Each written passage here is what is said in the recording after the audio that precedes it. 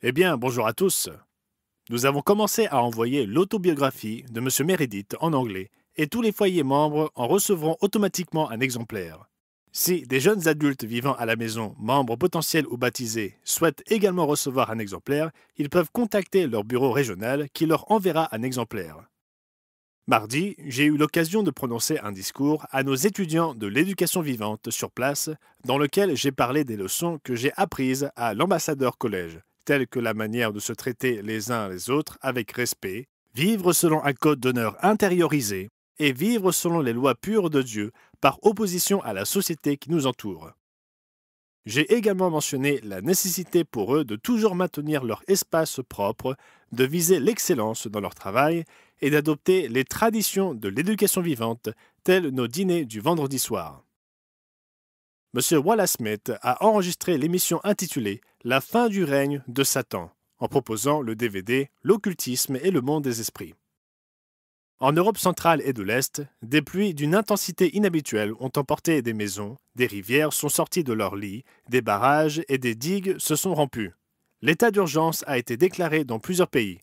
Dans le même temps, les victimes au Myanmar du typhon Yagi portent le bilan des victimes en Asie du Sud-Est à plus de 500. Deux événements importants se sont produits au Moyen-Orient. Israël est accusé d'avoir fait exploser des appareils de télécommunication portatifs dont étaient équipés des militants du Hezbollah. Il s'agissait d'abord de beepers, puis le lendemain de talkie-walkie, qui ont soudainement explosé simultanément, tuant plus de 20 personnes et en blessant gravement beaucoup d'autres. Au total, plusieurs milliers de personnes ont été blessées. Par ailleurs, un missile hypersonique tiré par les rebelles Houthis au Yémen a touché la banlieue de Tel Aviv. Ces deux actions devraient entraîner des représailles de part et d'autre. Dans des nouvelles plus positives, M. Simon Roberts rapporte du Royaume-Uni qu'un mariage a été célébré sur l'île méditerranéenne de Malte. Vincent Frolich de Malte et Carolina Padilla-Leon de Londres se sont unis par les liens du mariage avec 30 membres de la famille et invités qui ont été témoins de leur alliance devant Dieu le mardi 10 septembre. Puis, le 14 septembre, la première assemblée de sabbat de l'Église du Dieu vivant à Malte a eu lieu avec 10 participants et une traduction simultanée en allemand. Les membres résidant sur l'île sont passés d'un, il y a environ 10 ans, à 2 au cours des 6 derniers mois et seront bientôt 3. Nous remercions Dieu pour sa main dans cette croissance. Un membre en Australie a écrit « J'ai été invité à assister à la fête des tabernacles en 2022 et j'ai rencontré de nombreuses personnes merveilleuses et participé à des activités extraordinaires. L'une de ces activités était l'équitation et j'étais loin de me douter que ce serait une journée que je n'oublierai jamais. La journée s'était déroulée dans une ambiance extraordinaire, mais ce n'est qu'à la fin de la promenade, alors que nous étions prêts à repartir, que les ennuis ont commencé. Alors que le cheval s'apprêtait à brouter et que tout le monde s'était mis en route, j'ai tiré sur les rênes pour faire signe au cheval de se mettre en route, mais au lieu de bouger, il m'a projeté en arrière, étirant complètement mon bras, en me déboîtant l'épaule. Heureusement pour moi, elle ne s'est déboîtée que momentanément avant de se remettre en place, et je n'ai ressenti qu'une légère gêne pendant le reste de la randonnée. Cependant, alors que nous retournions à notre hébergement, la douleur a commencé à s'intensifier.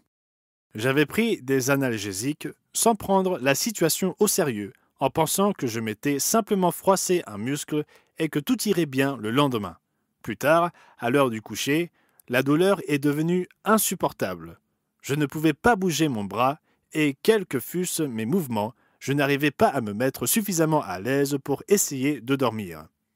Vers 2 heures du matin, la douleur était fulgurante. J'avais l'impression que les muscles de mon épaule se déchiraient. J'ai rapidement demandé à mon épouse d'appeler le pasteur le plus proche de nous pour qu'il me fasse une onction. Je n'oublierai jamais l'expérience que j'ai vécue pendant l'onction. Lorsque les mains ont été posées sur ma tête et que la prière a commencé, j'ai ressenti une sensation de chaleur dans mon épaule pendant toute la durée de la prière.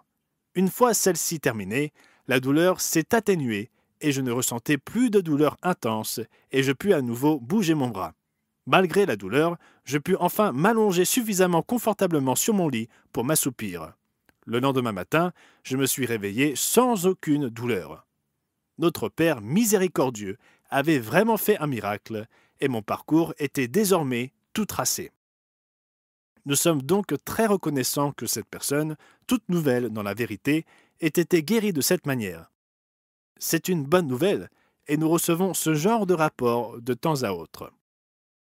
Donc c'était Gerald Weston de l'Église du Dieu vivant pour le week-end du 21 septembre 2024.